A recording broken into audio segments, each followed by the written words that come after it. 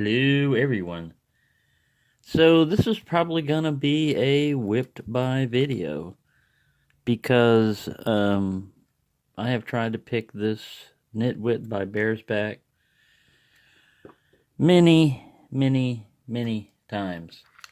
I can get it progresses from a false set to a fairly deep false set for this lock. Not a super huge false set, but for this lock, fairly deep. And then from there, every time I pick the wrong one to counter rotate on. If you look at pin one, it's like a zero cut, and it always is the one that gives me counter rotation at this deep fall set.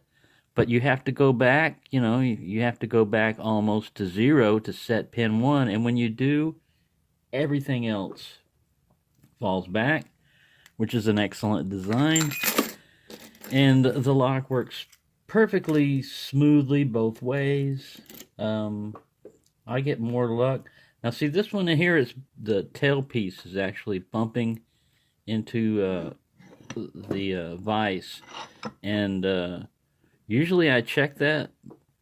I don't think I've picked this lock open before. and But you've got to watch that with tailpieces. That your vise, like this one, is going to bump into the rubber, but that's fine, like that way. But I don't want him to roll out too much. It's hard to get the alignment on this thing just right. My piece of rubber that I got from my great dumpster dive a while back. That was epic, man. That's like the best dumpster dive I've ever. I didn't even have to dive in the dumpster, and I got so much stuff that someone, just brand new stuff that someone was just throwing away because they were moving out. Didn't want to transport it. I transported it straight to my apartment. Didn't go to no landfill. This bench right here that I'm working off of, they were throwing that away. Vacuum cleaner. Been used once. You could tell by the feel of the plastic it was brand new. I'm going to try to pick this one into the deepest fall set that I get on this lock. And then from there, basically declare a whip by. I'll show you how I fail to set it. And switch to another pick. But yeah, Bearsback makes some excellent logs. Tough as hell. And this is one of them. There we go. I got a little bit of a false set. You saw that. The whole purpose behind the Whip by Wednesday thing, that I think it was John McCormick or West Coast Pickers came up with, but he said basically in one comment, I'm thinking about starting up a Whip by Wednesday just to have something to put up, because he was running into locks that were defeating him. And I thought about it, and I said, yeah, I'll join in, because I've got, at that time I had 9 locks in the naughty 9 in the naughty bucket, and I knew I had plenty to go, if I needed to do that.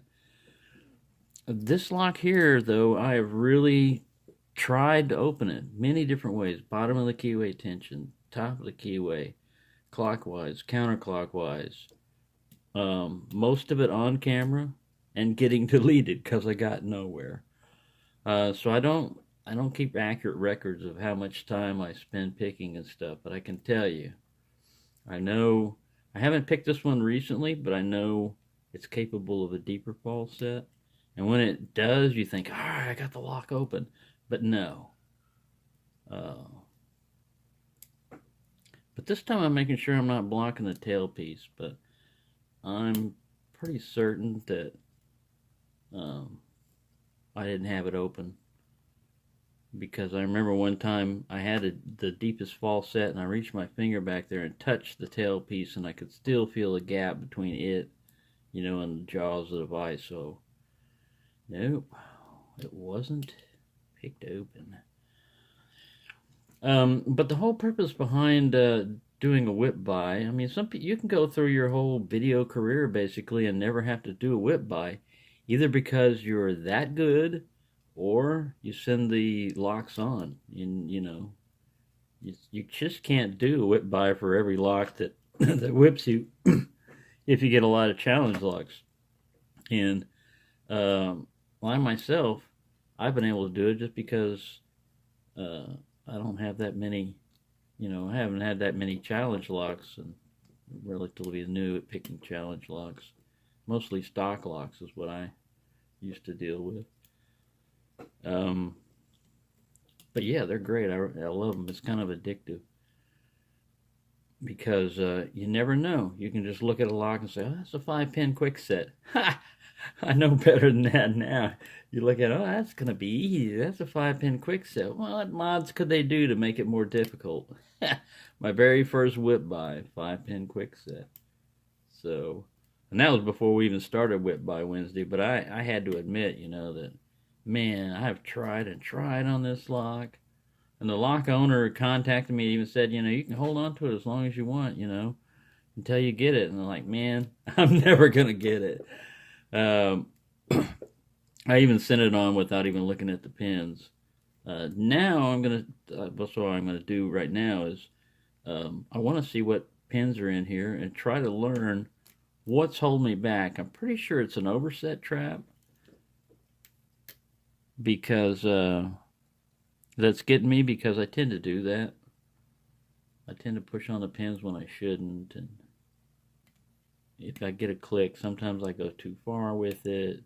So I may have started off, setting it and then oversetting it at the same time. All right, now see, there's a slight false set, and that's coming from like pin 5 or 4 back there. I've also tried varying tension. I mean, tension's so light that the tension wrench wants to fall out. And heavier tension also, where this is a 50 thousandths, and I don't know if you can see that, but it flexed a little bit. But yeah, see, now that's the deepest false set right there. That's it. And I'm checking, and I'm not contacting the rubber back there. And even if it was, I could push hard enough on this that it would snap that, or bend the hell out of that 50 thousandths. So, see, and 1, every time I've done this before, 1 is the one that always offers me the counter rotation. It's the first one. I've checked other pins. I go back, checking the stack, and everybody is either set or springy. So it's pin 1. And this is what happens. All right, so I set pin 1, but I didn't lose everybody that time. But usually you lose everything that you set. So, but yeah, it's a great lock, and I don't want to keep picking on it and not getting into it. I want to see what the pins are, study it as much as I can, and learn from it, because I'm wasting my time basically picking this. I tried it early in the morning, late at night, rested, not rested, marathon picking, where I said, okay, you got me this time, I'm just going to keep on going. I even had a little marker down here with hashtags where every time I had to do a reset, I'd mark it down, okay. And it was like 10, 15 times one time I was just sitting there, all right, I've lost my deep false set, I can't get it back, can't even get a false set back. So, excellent lock.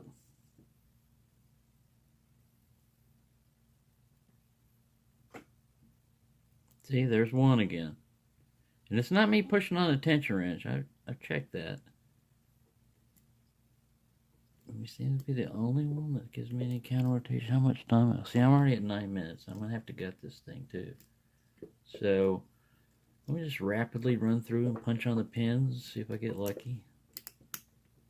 I'm probably going to overset if I haven't already done it, but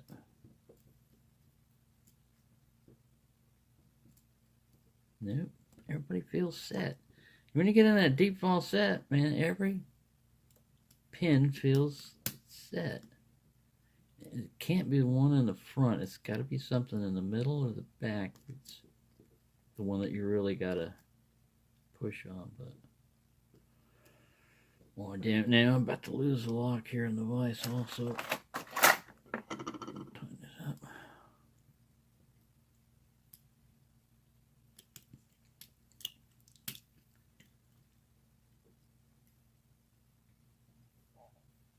See, now that guy, I'm pushing on him, he's set, but he gives me the slightest.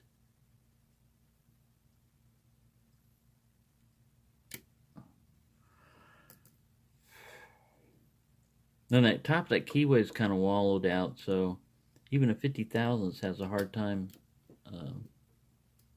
I mean, it can fit in there and then some. So when you go to counter rotate, you've got a lot of slop that you've got to watch out for, or you lose your pick. But yeah, that's it. That's as far as I get on this thing. And I'm going to declare whip by. Bingo. You got me. So yeah, man, it doesn't look like a super wicked bidding, but he's got something going on there.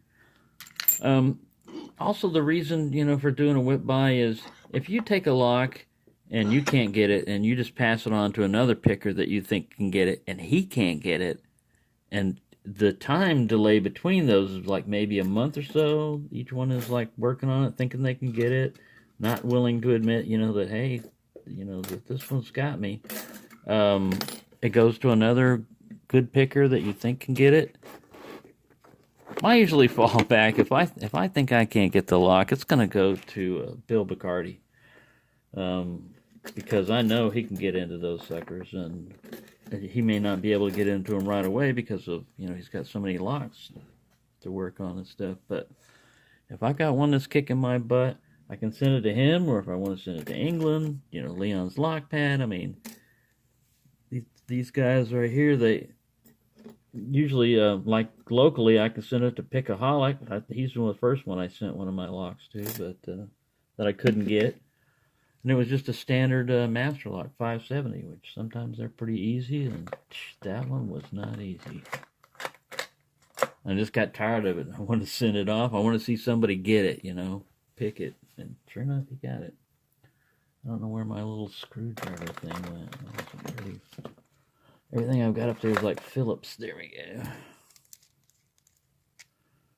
Sorry for rambling on, but I'm very curious as to what's inside here.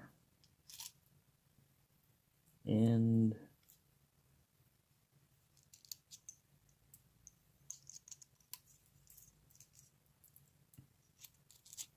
I can slowly whittle down. If I added more are going to be added to the naughty bucket, but so yeah, Albert LaBelle, if you're watching this one, I could send you some challenge locks. I'm going to email you, but I've just been trying to save up money because I'm sending a package overseas, a couple of packages overseas, and you know how that shipping is on that. If you think it's expensive here in America, you ain't seen nothing. So you try to go overseas with any weight.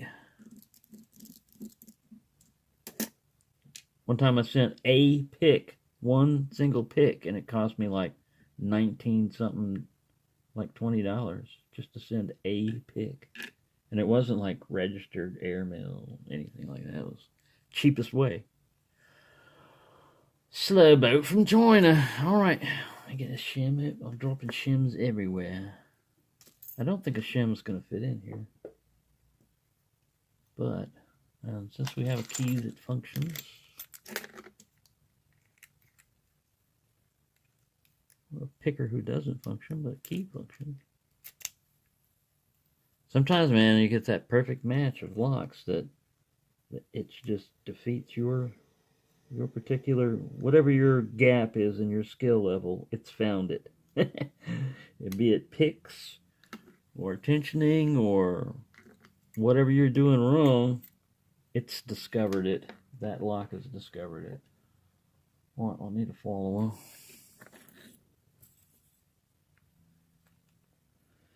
Alright, here comes the magic. Watch them be all standard pins.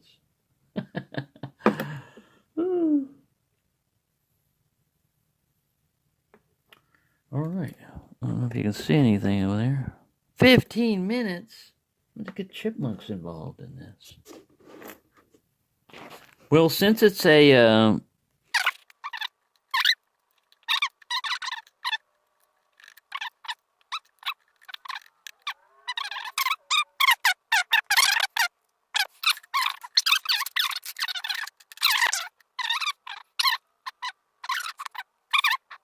oh my god. Don't you run away. Well, I need to put my bubble wrap lap on because that one just landed in my lap. There we go. Back this up here a bit. Excellent pins. What I expected. Nice copper spring in number 1. See if you can see any of this. Get up here. Alright, here comes number 2 for you. Very nice. Multiple. It's got some very... Oh, damn it. He just bounced in my lap, and I don't think the bubble wrap got him. So I'm going to have to hunt for that one.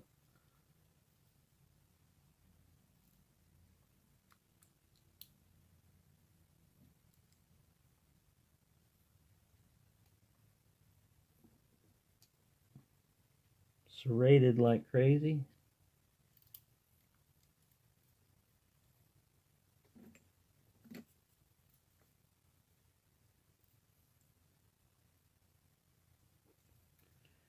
Right, I don't see anything done to the Bible so far either.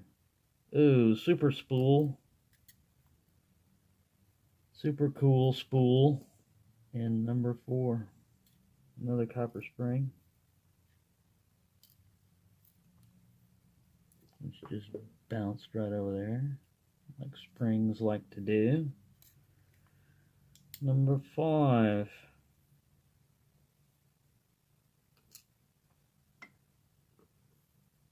Very nice spool serrated thing.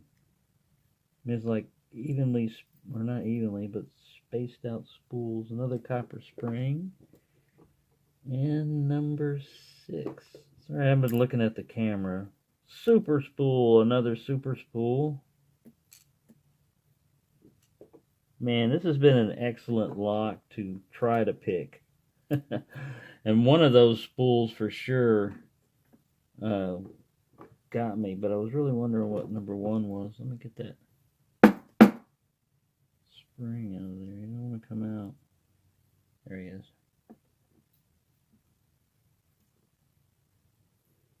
Right, so I'm going to pause the video while I try to go find that pin that fell down there. So, sorry about that. I dropped pin number 2, so I'm not quite sure of his orientation there, but man, these pins are amazing. This whole lock is amazing. That counter milling in there, combined with these spools, really a fantastic job here. I'm happy to say this lock kicked my butt. Stack number 1, standard. This very sharp, very nice double spool type of guy. Another spooled key pin here with the serrated. This one I'm not sure if the serrated edge was down or this end. I think this end right here was. I think I have it oriented improperly. But I'll look and try to figure that out or email Bearsback. Number 3, another spool, and look at this guy, a really sharp edge there. And that would have caught very well. All this is caught very well in that counter milling in the core. Number 4, very deep spool here with this. Look at these super spools, man. It's like the edges on them, and even this, he's got like a serration on his side. Number 5, a double serrated, and then this kind of like corkscrew kind of a guy, like almost like a wire around there. Number 6, standard with another super spool on there. All copper pins, and that was the bitting. That number 1, very high there. Like I said, kept messing me up. Number 6 was pretty high too, I guess, and that's probably what I was failing to do. When I went to go get 6, I hit all these different spools, guys, and overset them. So, thank you for watching. This is a very long video, and I'm going to have to speed up the first part of it for sure with chipmunks. So, thank you for not pestering the chipmunks, and try not to feed them any crack or peanuts or anything like that.